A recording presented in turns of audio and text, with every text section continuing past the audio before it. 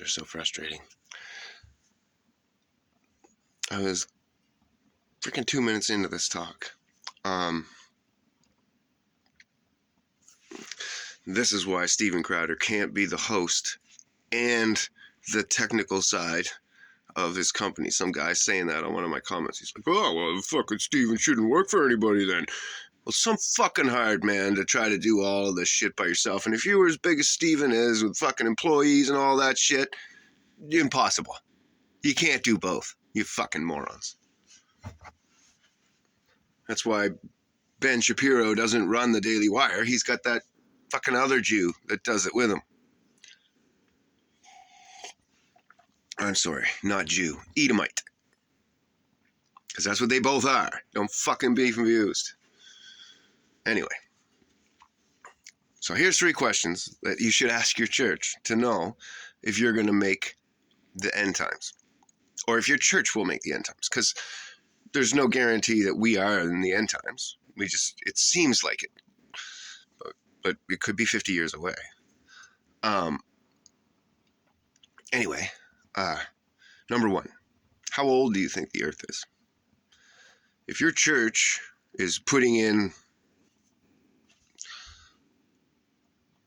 things like 1,000-day theory and millions of years in order to please man and thereby trying to correct the Bible, you're not going to make it. Right? The evolutionists say that death created life. That's what it is. It's every time one thing dies off, a new thing can be born and is born and created from that death and grows out of that death, and that the whole earth was created by death, and the soil that we walk on and everything was death. Where the Bible says God created life. And it was good.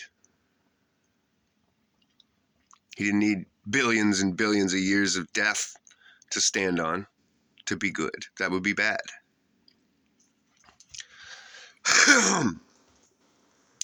And then number 2,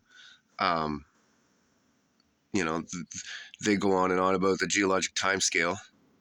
It's never been found in the proper order. Carbon dating can only go back 50,000 years and still doesn't work out most of the time. It's still way off. And radiometric dating and carbon dating, they always refer to the geologic time scale. And what they'll do is they'll find something on the geologic time scale that has the same numbers as the object, and then they say they're the same age.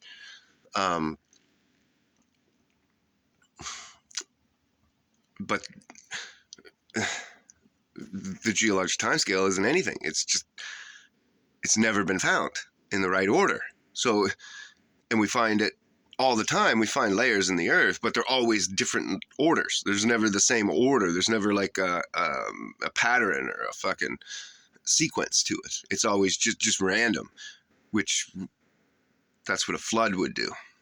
Just so you know, when you buy one of those little boxes, it's full of sand and then it's got a little water.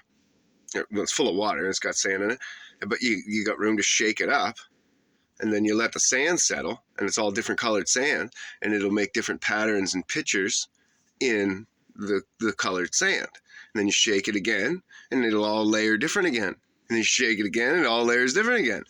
Well, duh. That's what would happen in a flood. If the water was moving fast, things wouldn't settle the same as if the water was moving slow. If the water got dammed up, things would settle one way, and then once the dam ripped open, everything would change again, and then the settling would be different, and the landscape would be different, right? That's why you got the Maritimes. That's what that was. Quebec was a great big fucking lake, and then it opened up and cut its way through the Maritimes out to the sea, making the St. John River, which is the 3rd biggest river in the world, I think. Anyway, and I'm sure that's how they all got made. This is just the one that I've personally studied and watched and seen. So all the evidence points to a flood in the Bible. The oldest glacier, all that bullshit about every layer in the glaciers being a year. Well, we actually left something on a glacier, went back 50 years later, dug that up, thousands of layers, thousands and thousands of layers. We had to dig for days. They had to use all this drilling or melting equipment. They used lasers because they didn't want to destroy the airplane on the bottom. So they used lasers to melt the snow on their way down. And then but anyway, and they thousands of layers. When we apply that math to our oldest glacier, we find it to be 4,000 years old. If we were to add up all the dates in the Bible, who begat who, blah, blah, blah, blah, blah, blah, we find Noah's flood to be about 4,000 years ago. The oldest desert on Earth, 4,000 years old. We know that because of the term desertification, and that's when there's a permanent westerly wind in an area, and it becomes a desert, and we can mathematically figure out how the rate of growth is and work that backwards. See, it all leads to the Bible, but instead of seeing that and preaching the Bible, your religion or church religion is going to concede to man's science and try to correct the Bible. Well, you're going to fall. 100%. Now, you heard me get mad about the Edomites a minute ago. Well, guess what? The Edomites are talked about in the Bible, and it says that they will rule it till the end of times. It does there. Yep. And we ain't at the end of times yet, there, mate. And then Jacob will rule after that. And there'll be peace in Israel. Not just prosperity, not just things growing, because guess what? We can grow things artificially now. We can make oases in the desert all by ourselves.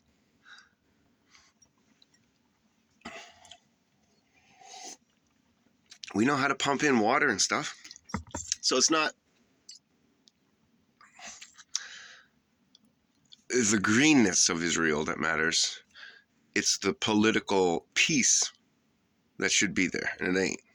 And then the Bible talks about a false Jew, and then all the Hebrewic books talk about all kinds of reference to a false Jew and the black Jesus in the Bible and in the Hebrew books. And this is another thing. It really bugs me. So I guess there's 4 questions, because this is a new one. So that question is, do you believe the people living in Israel are the real Jews, or are they the Edomites pretending to be the Jews? Because in the Maccabees, the Edomites got converted, and from that day forward, we're no different than Jews. So, your white Jew is actually an Edomite. And probably your brown Jew as well is an Edomite. Because the Edomites, they were cursed. When Israel was conquered, the Edomites were laughing and making fun of them, and they went into the city. They were stopping the Hebrews from escaping and giving them back to the Romans, and then they were stopping them from escaping and taking them prisoner. They went into the city and they were robbing the houses and stealing and killing, and they were doing all kinds of crazy shit. They didn't kill, I don't think that was in the thing, but they did everything but murder them. They were taking slaves, they were taking the daughters, they were giving them back to the Romans as slaves or to be murdered or whatever, and they were cutting off all their escape routes. And then they went into the city and they stole stuff and pillaged and looted, and then and it's all in I forget what book now, but it's all in the Bible, one of the books of the Bible. And the Edomites, and I think it's in a song, I'm pretty sure, but anyways, the Edomites were cursed by God for doing that. And the curse, part of the curse is that they're going to have trouble conceiving. And so they're going to have to breed with all the other races of man in order to keep their bloodline alive. So the Edomites had to change color. That's when they became the Khazars and this and that and all these other things. They had to. They had to start breeding in with all these other peoples, or they would have just went extinct.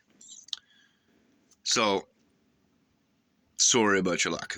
Question 2 is, do you believe those Jews are false Jews? The false Jews talked about in the Bible. Because you don't have to go to the Hebrew books. Number 3, do you think the Hebrew books were inspired? Or do you think that they're just history books? If your church thinks that the books of the Hebrews, the books that Jesus studied, are just history books and don't look at them and all that shit that they say, you're going to burn in hell. That's the very foundation of this religion. Now, see, in the Bushido Code, he talks about every race of man had a different form of their Old Testament that led them to Christ. And he's right. And they were all similar. And he's right. But there was only one that was under God, the right God, Jesus. That like Jesus and God were sitting side by side in heaven watching the fucking Hebrews. And then you're going to say, nah, those books don't count. They're uninspired. Fuck you, you scumbag.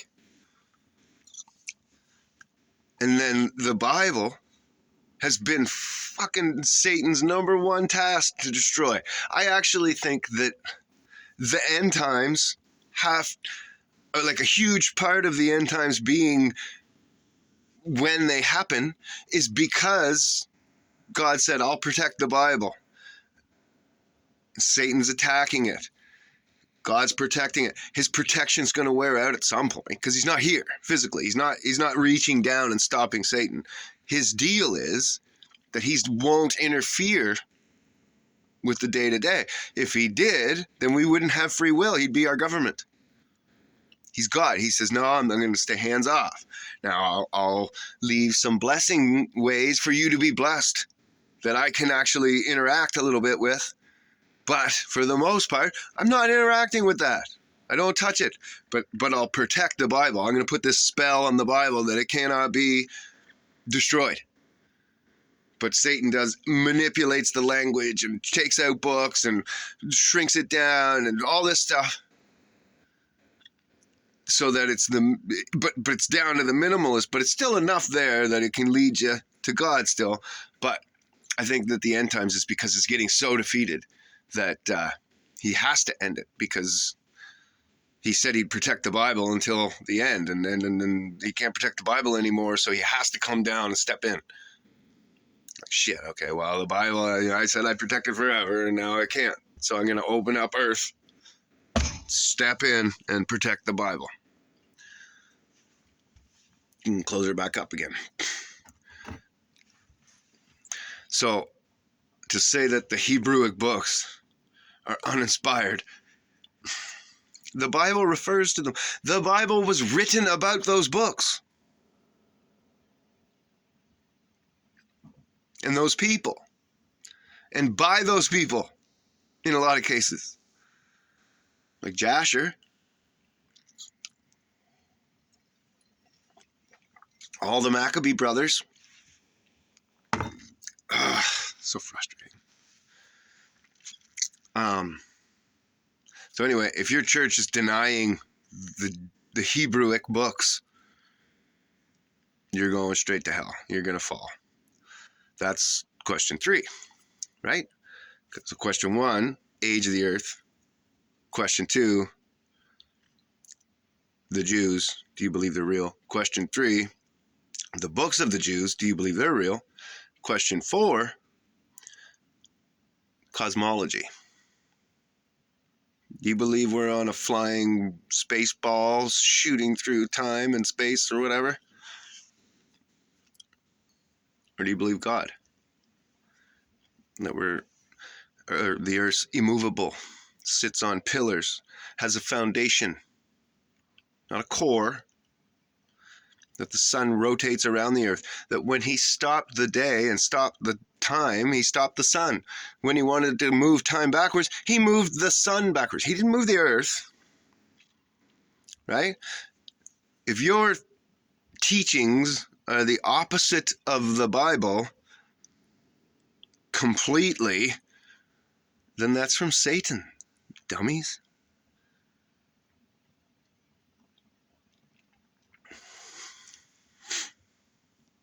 I don't get it.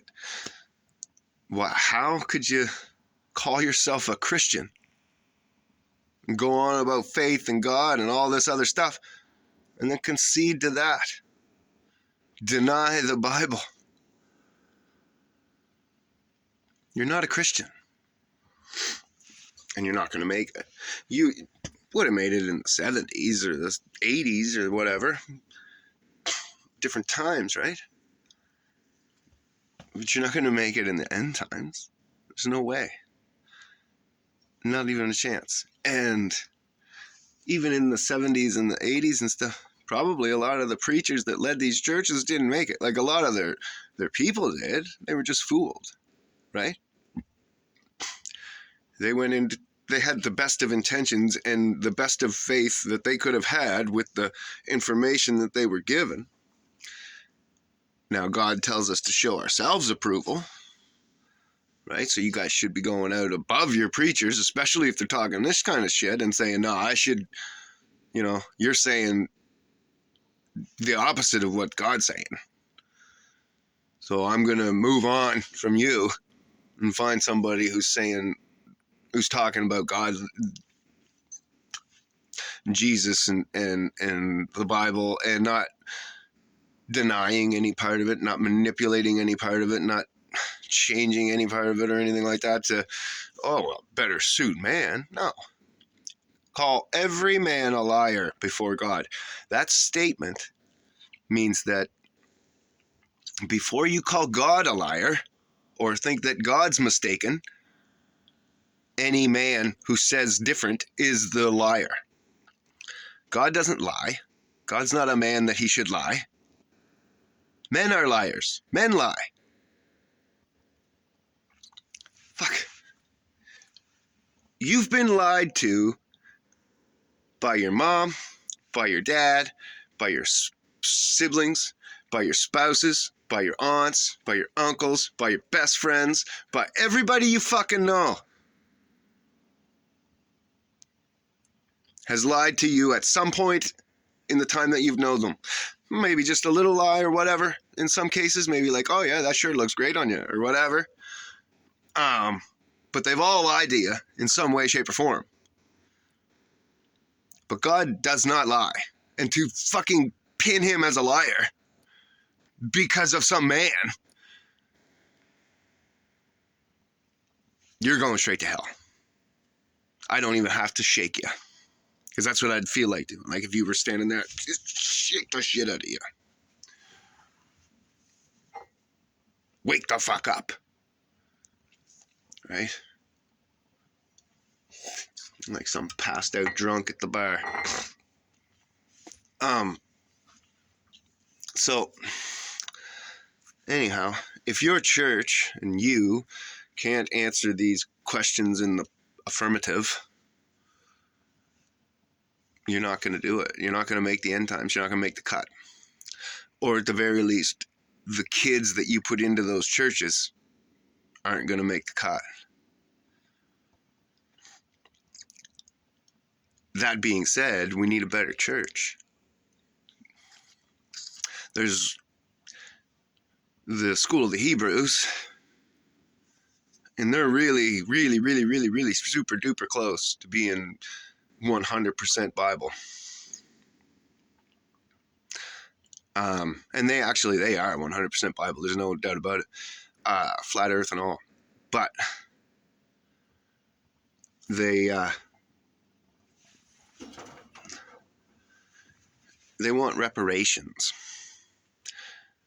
And a little bit of racism still towards white people or whatever. And I get that a bit because their great-great-grandparents got treated bad. Like, okay. And they get treated badly by the Edomites, and the system that the Edomites have set up for us to live in treats the real Hebrews like shit. So the Native Americans and the fucking African Americans get treated like shit, and the Mexicans and stuff like that, because they need to be kept away from God. Because if Jacob goes to God, Esau has to fall in line, becomes Jacob's servant. If Jacob goes away from God, he becomes Esau's slave. That's the other part of the curse, right? That's Jacob's part. So if Edomites can keep the Hebrews away from the real God, then they'll stay in control forever. As soon as the Hebrews turn to God, it's going to flip over like just like that. Bang! It might take a war. Like, look at the Maccabees. That took a big war. But it'll happen. And they'll kick ass. They kicked ass. And every time that their leadership was destroyed, a better leader stepped in. Another, because there were so many of the brothers, there was 4 or 5 of them.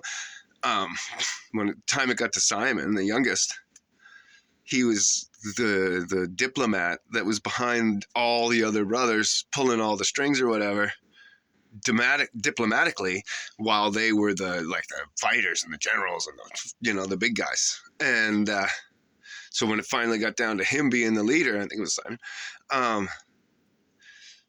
he was awesome. And the Hebrews just, and it actually was like the Romans and I can't remember who was the other ones fighting them, the Khazars or whoever it was. They were both warring with the Israelites before, but by the time Simon came around, they were both trying to be his friends so much they were like inviting him to weddings, giving him gold, giving him all this stuff, presents and shit, and lands and just women and slaves and you name it, right? So anyway, reparations.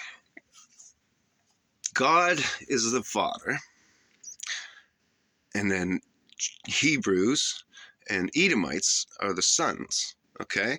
And then the third son, well, there's 4, but the next sons would be, the descendants of of Noah's other sons. So there was, I can't pronounce their names. So anyways, so think about this. You're the father. You got 3 kids or 4 kids. The oldest kid, who's supposed to be the best one or whatever, supposed to be the best behaved and know the rules the best and all that and be the example for the other ones, does some shit and gets in trouble. So you take his allowance from him and you give it out to the other kids. And you say, see, that's what happens when you, whatever, you don't do your chores, you let your brothers and sister do them, they get your money. Let's just say that's what happened, whatever. And then you leave the room, and the older brother goes over to the brothers and sisters and says, give me my money, you owe it to me, it was mine, reparations. When you've seen that as a parent, you're gonna fucking lose your mind. Grab that kid right by the scruff of his neck, put him over your knee, yank his fucking pants down and start tanning his ass. Right? You think that taking your money was a bad punishment? Well, now you're getting the real deal, boy.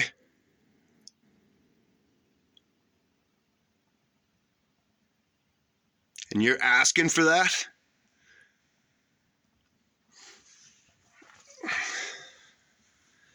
Disgusting. Fucking disgusting. And then when the vaccine thing came around, he didn't stand up against it as much as he should have. I would have, for the lives of my people, you bet your ass, I would have put everything on the line. The health, the lives, I would have put it all on the line and told none of them to take it, especially if you're immune compromised or whatever. That's the worst people to take these fucking drugs. Don't you get it? Because he kept saying, wow, healthy as blah blah, we don't have to take the vaccine, but maybe if you've had cancer or this or that, you should take it. They're more susceptible to be hurt by this fucking experimental drug that you're pumping into them. You dumbass. Why would you tell anybody to take that?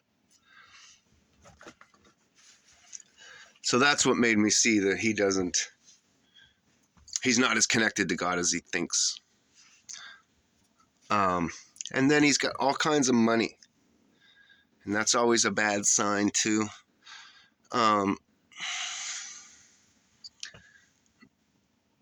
I realize that church is going to be money and there's going to be things involved in blah, blah, blah, but whatever. But I just don't see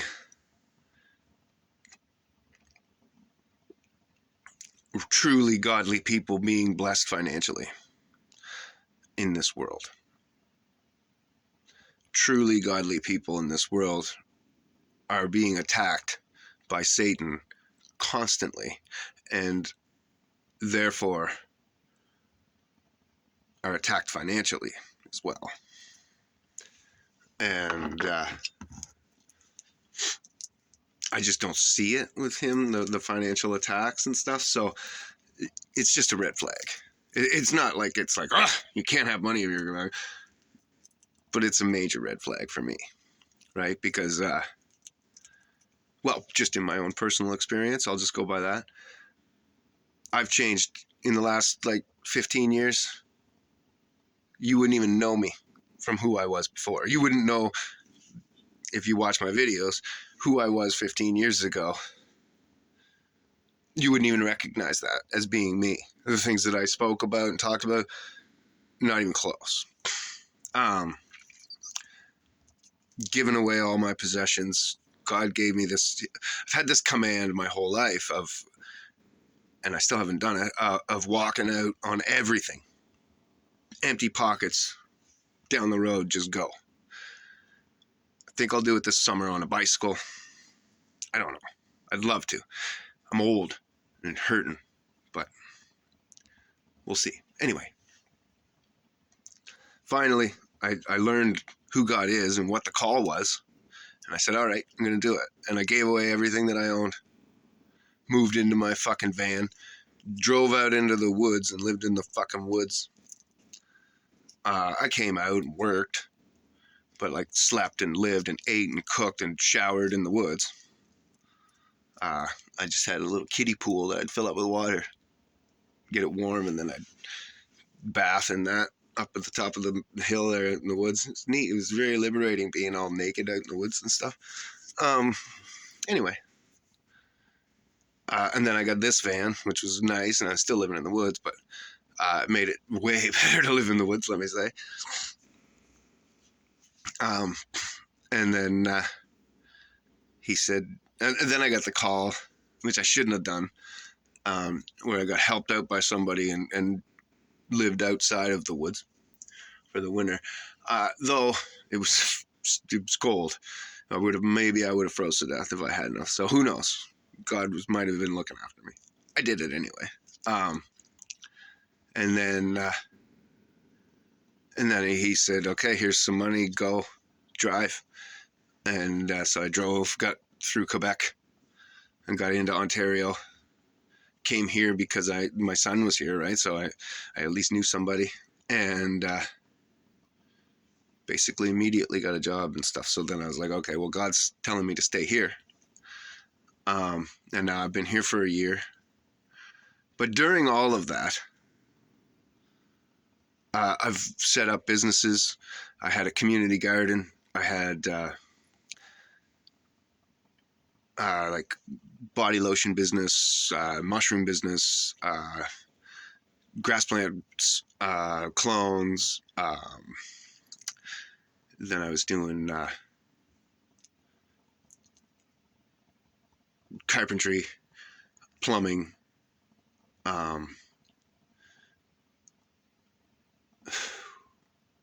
Can't even remember all the things. Anyway, just kept investing in different things, putting out feelers and hoping that God would bless something so that I could have a little bit of